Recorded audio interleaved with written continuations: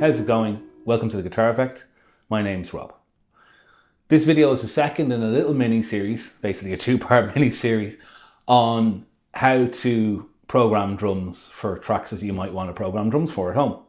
And specifically in my case, it's how to do it using Addictive Drums. So in the last episode, I went through how to do it with a MIDI interface keyboard. You could also do the same with a drum pad, or even if really in a spot, your computer keyboard.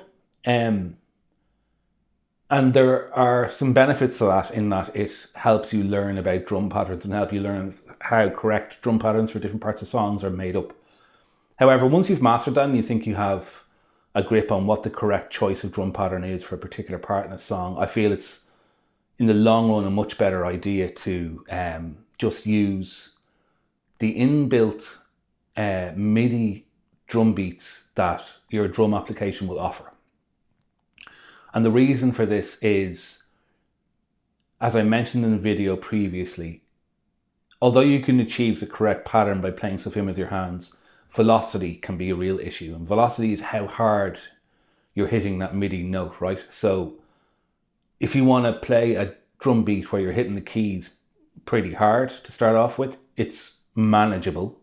But if you want to start playing a drum beat where you're hitting the drums a bit softer, now you can play them in hard and then reduce velocity in the piano roll, which does work to a certain extent, but controlling velocity to get a drummer-like performance that has the right level of consistency on like different weights in the hi-hats and different weights in the kick and snare and stuff is really time-consuming and hard to get right when you're doing it manually.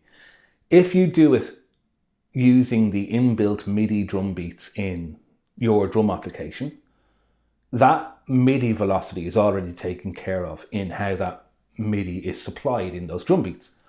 And that's the reason that I would push this as a way of going about it rather than doing it with your hands, because in the end, the feel of your drum beats will already feel more organic, more consistent, and sit in your tracks better than if you play it in with your hands. Almost certainly, unless you are like an absolute ninja at programming in drums, which some producers I've seen, for example, are amazing how they can use two hands and play a complete drum beat and it'll sound brilliant. I think it takes years and years of practice to get to that point, whereas this is a much easier solution, though it does take a little bit more technical knowledge about MIDI and about understanding where certain beats have to be in a MIDI piano roll to be the beat you want, right? I'll go through that. So yeah, this is how I would recommend you go about getting the best results when programming drums in your DAW for songwriting projects, is using the inbuilt MIDI drum files in your drum application. So what I'm going to do is I'm going to create a new drummer track. Not a new drum track, a new Addictive Drums track, okay? And I'm going to mute this last one. Now, the reason I'm doing this is Drums Auto. I'm going to rename this Drums Manual. Okay, and the reason it says Auto, the reason I do this a different way is because most, especially third-party drum programs, have facilities that allow you to achieve this same result once you know a little bit about drum patterns better than you can do it yourself. And the reason for that is, if I go as I did with the hi-hats, right, and I'm accenting every second one to try and get the feel of accented second hits, I'm hitting it as hard as I can, or reasonably as hard as I can. Maybe I don't want to do that. Maybe I want it to be more. As soon as I start trying to do it softer, I lose accuracy. Same goes with the kick and snare. But if I try softer, it gets more difficult to consistently do. So that's to do with velocity. Varying degrees of velocity are what stop programmed acoustic sounding drums from sounding like a drum machine to sounding like maybe a drummer is playing it, right? Now, you can try till the cows come home to learn how to do that really, really well, and you eventually will, with just the strength of hitting the keys, right? But I'm going to bring you into Addictive Drums now and show you how I actually do this. So As I mentioned before, once we're in the plugin of Addictive Drums, this is the beats window. And this is how I do everything. So what's important is that by playing this in, I've realized what beat it is I want for each section. Okay. Now, this will be hard to understand at first, but if I go into this area here, okay, which is called the grid, okay, and I click in to each one of these. Actually, I'm going to click off the hi-hat because it's not important for the minute. So you have these 16 dots beside the word snare and 16 dots beside the word kick. And what that actually means is, in here are countless drum beats. And this is only the ones that I have actually selected by inadvertently clicking on snare and kick. If I turn these off, you can just see the ridiculous number of drum beats there are to choose from. And deal with that, by the way, this is what these are. These are pre-recorded MIDI drum beats. So I'll give you an example. I can go into, say, hard rock beat 1. I've synced the tempo.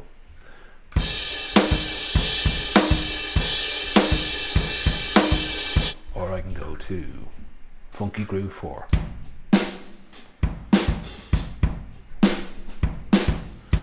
So from the point of view of using this drum program to put drums to this song, any of those beats will be perfectly in time because they're synced to the tempo. However, the pattern is not right. So I'm not a drummer and I'm doing my best to try and explain these things, right? But what you need to do is you need to tell the software what beat it needs to search for, what pattern. And what that is in this case is kick in the first bar, kick on the first bar of the first measure, snare on the first bar of the second measure, kick on the third bar of the third measure, snare on the first bar of the fourth measure, and kick on the third bar of the second measure. There's no real easy way for me to be able to explain why that is, but you'll come to understand that over time.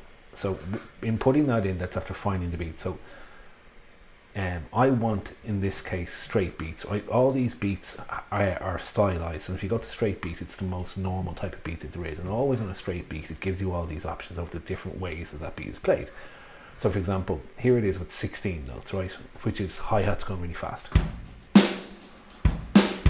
Okay. Sorry, so that's with 16th. So you can have 16ths with hi-hats closed, you can have 16ths with hi-hat special. What I actually want for the chorus is 16th with ride, clean, and fourth, okay? So here's what that sounds like. Sorry, I mentioned earlier on that the ride in the chorus of this song is on 4, so I searched for ride, clean. And here's the beat, which is basically a better played version of the beat that I programmed in.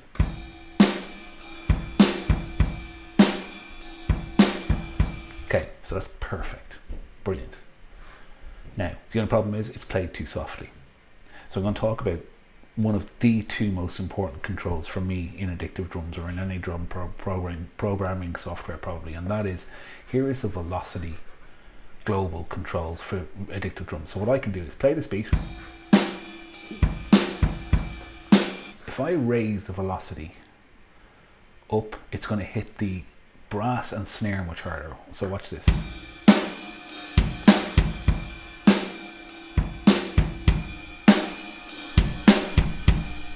Okay. If I raise the bottom up, it's going to hit the kick and what will be like lower toms much harder. Okay, probably a little bit hard. There. So now I found the perfect beat with the perfect velocity that I want. I simply move this to one side, grab this particular beat, and literally drag and drop it onto my track. And I get one pattern of it, and I'll show you what I do with that in a sec. Okay. So the other thing I want is the verse beat. Okay, so what you need to do in this instance is the exact same process. So I need to go in and program into this search bar what beat it is I'm looking for, which is kick and snare on 1 and 5 effectively, and then you have the snare left out on the first of the next measure. So no snare on the 1 of measure 3, and there's a snare on the 3 of measure 3, and 2 kicks on 1 and 3 on measure 4, which I know is really complicated, but it's just the easiest way for me to explain it because I'm not a drummer, at least that's my understanding of it. Now, so if I go to this first beat, that definitely won't work.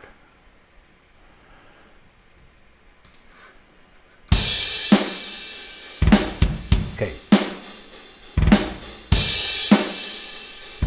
This is interesting. So that is theoretically the correct pattern, but it's just played completely wrong. I don't think unfortunately I'm going to be able to find a beat that's going to work. So what we're going to have to do is get one and alter it. Okay. So what I'm going to do is I'm simply going to go to kick, snare, and go bread and butter beat 1, and go to 8th hat closed, and you get this. Okay. So when having that, I accept it. I'm not going to be able to beat I want, and I just drag it in and drop it in place, right, which is half of the verse. Okay, so then I close Addictive Drums, knowing now that I have the patterns that I need. So simply, you're going to want this for the full length, so I simply get it and I copy it and paste it onto itself 3 times, and then same here, copy it and paste it onto itself once. Right, so at least I know that I have my beats in the right place, and I know this is on the right and this is on the hats. Okay, now I don't need to do anything with these, so I can literally join these because I know the beat's correct throughout, and it's correct. And then I go into these two. Just going to zoom in a little bit, make sure I've not placed that second one correctly. There. Now I'm not going to join these because the pattern's going to be wrong, so I'm going to get the pattern right on one and then copy it. Okay, so how do you do that? So I'm going to edit MIDI now. So here is the beat that we're trying to emulate.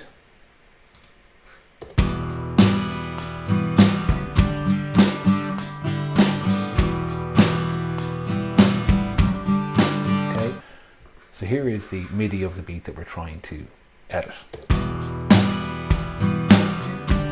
So I know there's no kick in between, and there's 2 kicks after. So I'll just add in a kick by holding the command key, moving my mouse to the requisite place. The velocity is too high. Bring it back and have a listen to that.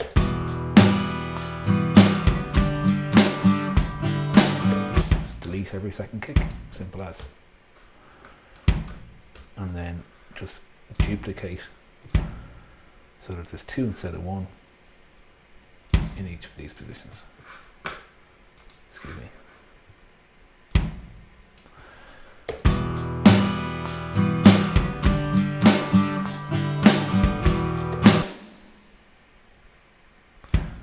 Kick place slightly wrong. I'm not zoomed in close enough.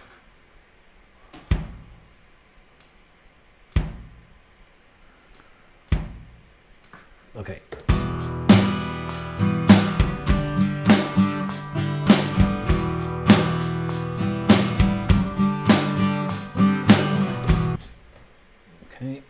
Now, I know there's a fill in here, which is a second snare. I'm just going to add that second snare in now.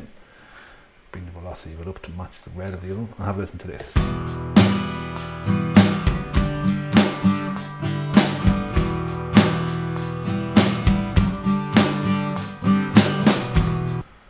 snare should be there.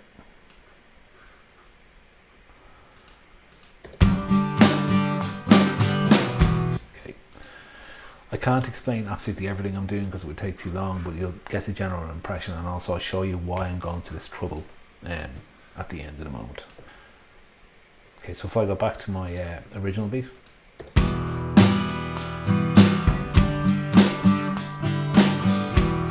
now the one that I have replaced it with, it should be exactly the same.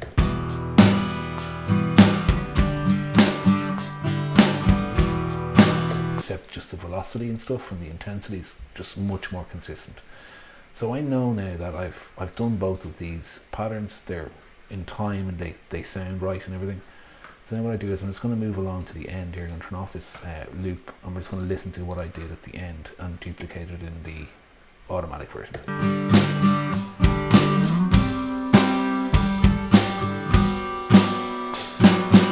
Okay, so we know there's a different hi-hat configuration, and they're only every second time, so I'm going to delete every second one of these. and we know that they're all open. So I'm going to find an open hat. Sorry, unmute this. Find an open hat. Is this a closed hat? There. So let's have a listen. Sorry, mute the other one. Okay. I also know that there's 3 snare beats instead of 2 to lead us in. And then I know that the kick and snare pattern changes, so it's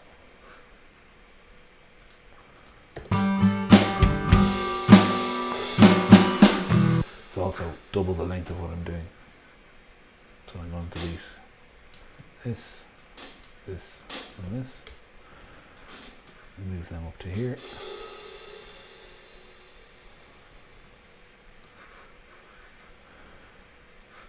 And then I know it's going to be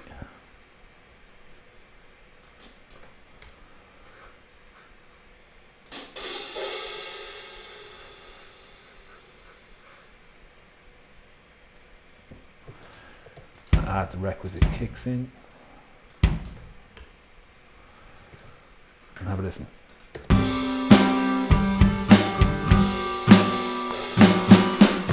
And that's the pattern matched, and I know that all the hi-hat hits are far more consistent.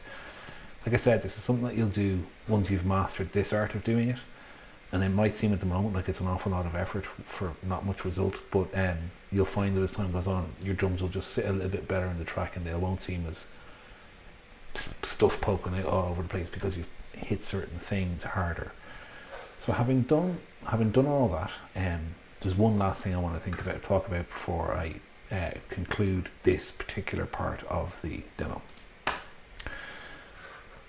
In terms of the sound of the drums, right, so I'm just going to make sure that we're muted here. Yeah, so I'm going to go back to the start, I'm going to loop the whole thing.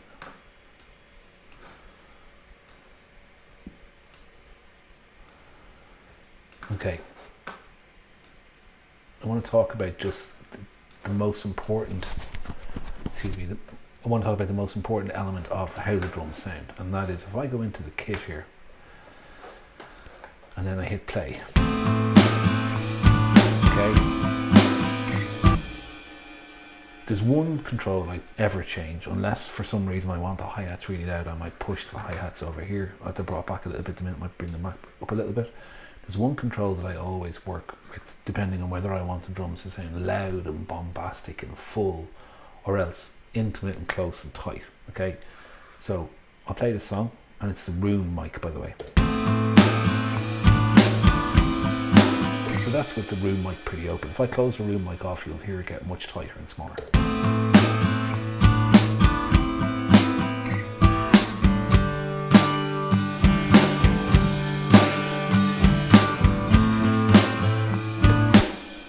I just thought that was really worth mentioning. It's something that as soon as I've programmed my beat, I go into it and see where I feel that changes the overall feel of the drums to the point where I want, because I find it's the most globally, brilliantly useful control from a songwriting point of view to establish the right mood for the drums. Okay, so I'm going to close that, and the last thing I want to talk about is adding nuance, right, to parts that might need it. So I'm going to go into this chorus section and loop it, just the first part of it.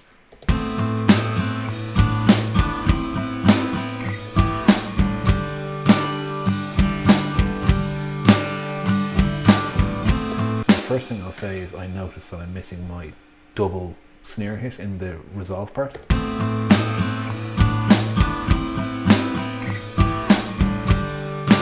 Another snare needed here. Should be red. This off for a sec.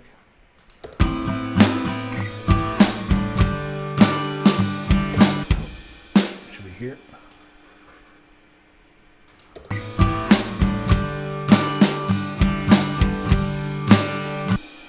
Here.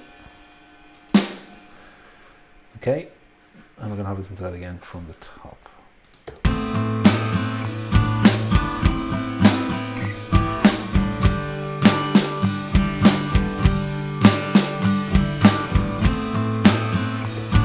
So So I've added in those snare beats, and there's also one thing I want to do here, and that is, if you listen to the ride cymbal,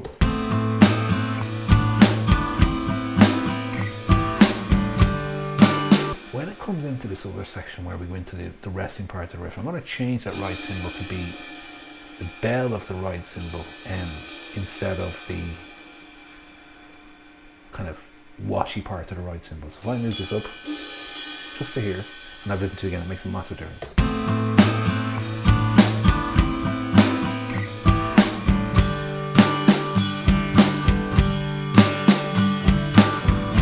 I mean, that's made a huge difference. It just separates the two parts of the riff completely.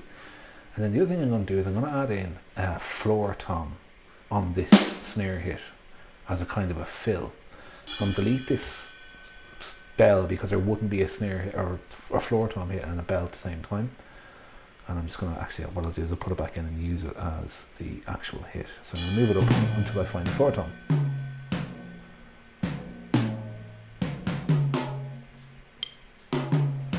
There. And I'm going to up the velocity. And let's have a listen to that. It should get a cool punctuation at the end of the first section.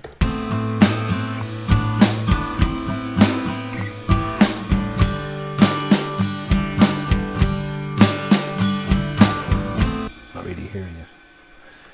If you're in a situation like this where you're trying to add a floor tom for punctuation and you're not hearing it, a really cool trick is to zoom in really close and create what's called a flam, which is where they don't strike at exactly the same moment.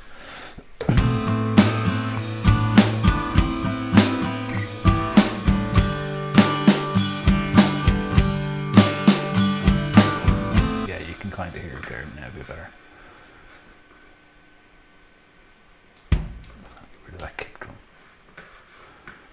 And I'm going to grab this, make it even a little bit heavier.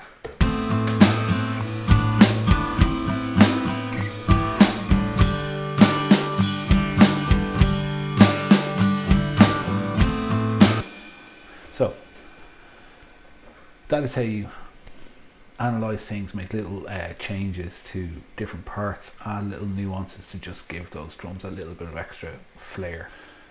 Okay, so the last thing that you need to do is you just need to add in crashes to punctuate the different sections. So there's going to be a crash at the start, and it's really easy to do the crashes here, if I remember correctly, there.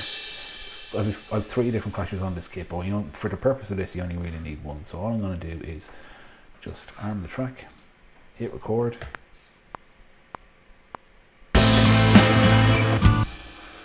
and then I'm just going to go to the chorus part and do the exact same thing.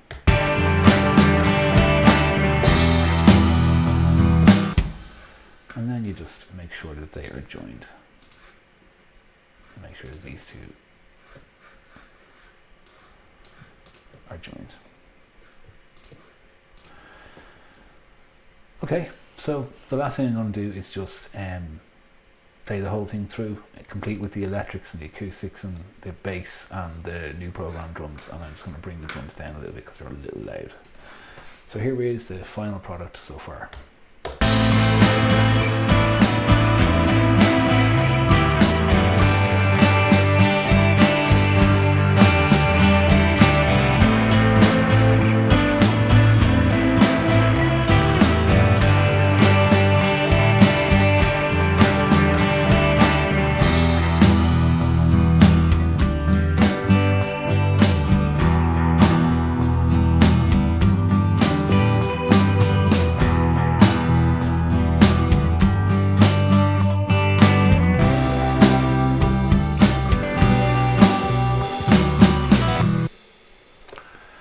So that is how you achieve, I think, decent drums for a songwriting point of view, where you are creating them from scratch as opposed to just allowing drummer, for example, to add random beats for you.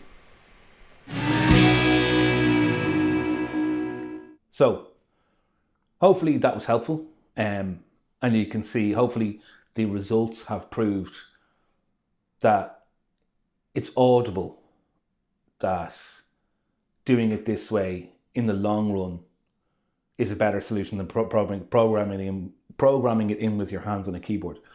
I will reiterate, however, I think this is something you should learn to do after you have learned how to construct drum beats using the right patterns that fit right and serve the song correctly by doing it with your fingers on a keyboard, which I think is a really important thing. If you're only starting programming drums, definitely start it like that, because that's how you learn about what the correct drum pattern is for a song. It's just by repetition and practice, and as I mentioned before, by listening intently to what drummers are doing in bands that you like's records. So yeah, any questions, fire them in the comment section below. I've been Rob, you've been watching The Guitar Effect. Please like and subscribe as always, and if you're watching, thank you for getting this far, and I will see you in another video soon. Cheers, bye bye.